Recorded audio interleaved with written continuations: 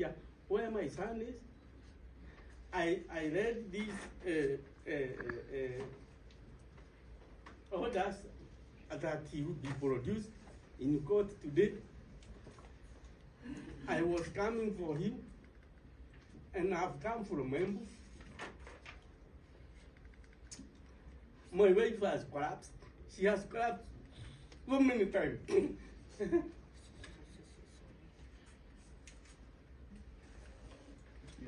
I did not come with her because I cannot be able to handle it.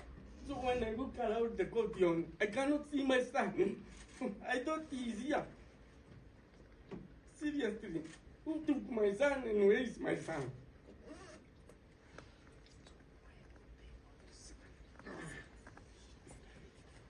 We have taken a lot of medicine for blood pressure.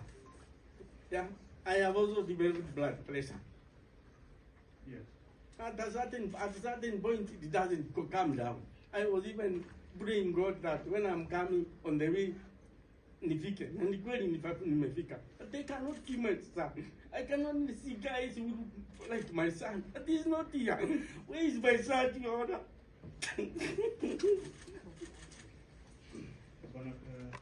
Where is my son? Seriously, we have taken my son. Nimekusikiza na sasa ningependa kusikia kutoka wakili, lakini kabla uketi ningependa kukuambia kuwa mahakama itatatua hilo swali. When I watch this video, that video I've just played, I feel like I'm broken. And I feel like this year has not started well until we know Billy Mwangi and the rest where they are. What comes to you when a parent cries and begs another man to release his son in the courts? What does it take for a president to sit in an office when a parent of that age, who is probably older than him, sits down, comes to Nairobi and sheds tears as a man, asking William Ruto to give me the son? What does it take in a woman when your President William Ruto's wife, Rachel Ruto, sit down in a state lodge, start eating meals, celebrate the new year, while a parent somewhere is crying for a son who has been abducted and is yet to be found? What does it take as the first family, kids like Charlene Ruto, George Ruto and the others, when you sit in your rooms, you guys celebrating flying choppers and doing one or two things, while other parents and other kids have been abducted, kept somewhere? How could it feel that? How much could I feel better? How much could it feel like for Kenyans when we realize that George Ruto and Charlene Ruto decided that there are no abductions going to occur in this country because the father is no longer speaking about this now? How good it is in front of Kenyans, how good it is in front of Raila Amolo Odinga when you guys sit down and William Ruto praise him, yet we are seeing, honestly, youths have not been released from their places. What does it mean to William Ruto when we realize that these youths who were abducted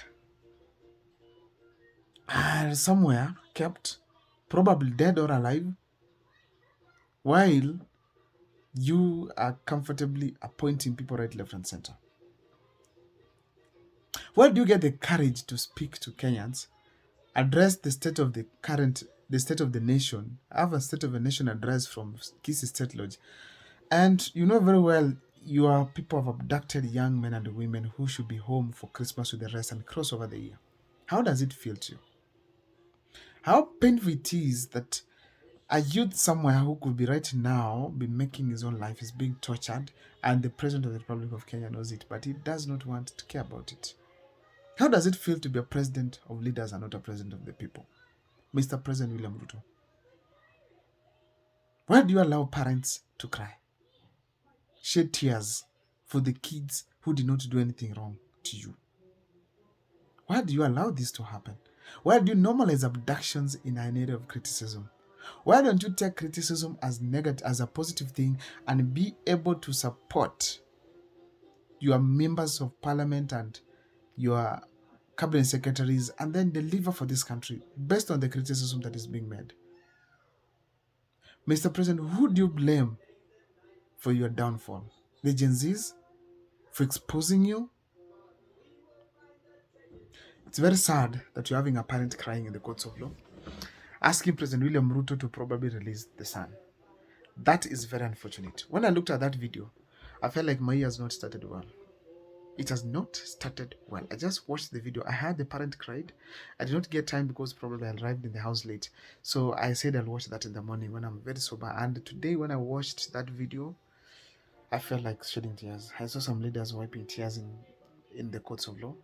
And I felt like that is really unfortunate. We're having a country at this point where leaders are crying, the citizens are crying, parents are crying, and nobody's listening. Now look at this.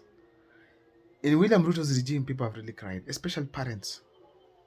Look at the demolitions that have been happening in Nairobi, targeting the poor people. A lady one time, and I saw her house was being demolished in Nairobi, and then she stood there and said, "I'm not living here. Bring down the house with me." She was an elder lady, probably could be 80 towards 90. She said, "I am not living." Actually, let me say 75 and above. "I am not living here. Bring down the house with me." She cried. I was here in Kenya when we realized that flooding was occurring in Nairobi, and we saw William Ruto promising people they're going to get 15,000, I don't know, compensation or something of that kind. And we saw people being evicted, their properties being burnt, being destroyed, others getting lost, kids dying. A son was being hit by that excavator. It hit his head. This gentleman died while trying to escape from a house that was being demolished and saving some one or two things for themselves. And that was a cry moment for the family. The families cried. The families cried and nobody cared. I have seen people had made investment at the Portland, I think Kenya Portland something, or pipeline. That land was being demolished. After people had made very serious and significant investments, the president came and demolished these people, demolished those houses. I don't know who took over the land now. So this means that in William Ruto's regime, parents have really cried. Why President William Ruto make parents to cry? Now, when I look at having the first lady in this country, if you cannot have a project that Kenyans can feel, like we used to have Linda Mama hospitals being built and named after Mama Lucy Kibaki, Mama Margaret Kenyatta, like the Nairobi Mama Margaret Kenyatta maternity wing, the Nakuru Mama Margaret Kenyatta maternity wing. What should we expect from the current First Lady of the Republic of Kenya? If it's not even at least telling the husband to release the abducted kids, telling the husband to stop the demolitions to those people crying and at least give them better compensation, telling the husband to at least put politics aside and be able to be a leader first. Now, as we speak today, probably there's no other leader living to have a handshake except Rigathi Gachagua and probably Matiang'i. That's the next handshake we're looking upon. Maybe even Omtata. We cannot really rule out anybody here in this government.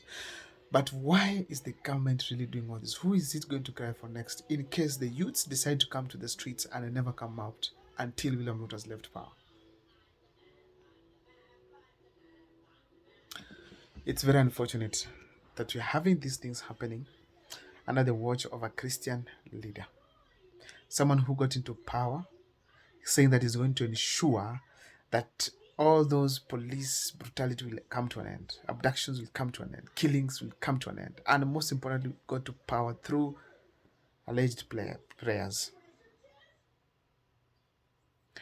My year has not started well, and my year has not ended well either, because of the kind of straining situations that are right now in this country, especially through abductions and the justice killings for this country. It's not fair that Justice David Kenani Maraga came out to speak. The problem with this country is that we don't have a listening government. And that is why, most importantly, Kenyans are really suffering. Uhuru Kenyatta was not a good leader. We have to admit that. He borrowed a lot of money and allowed it to be stolen. Right now, Kenyans are suffering to pay it back, yet he had the powers to protect the money. Now, we are suffering because of that. But one thing we remember is that Uhuru Kenyatta was a listening president. I don't know what you think, you guys, but my hair has not started well. Let me know how your hair started from your side.